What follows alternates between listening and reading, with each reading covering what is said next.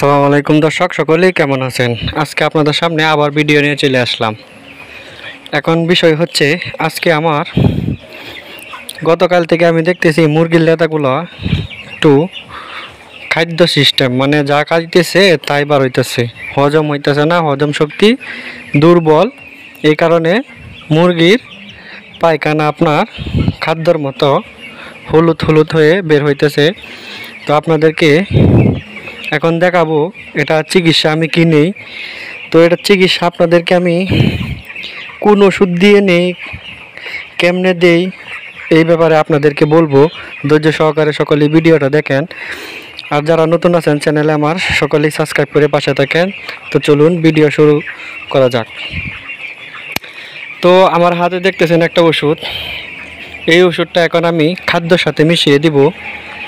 একে 1 কেজি খাদ্য 1 গ্রাম, এটা আমি এখন খাদ্যের সাথে মিশিয়ে দিব।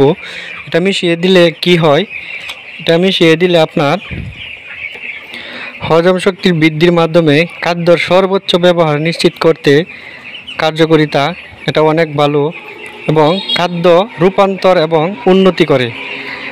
বেশি বেশি খাদ্য খাবে এবং হজম শক্তি ভালো হবে, এবং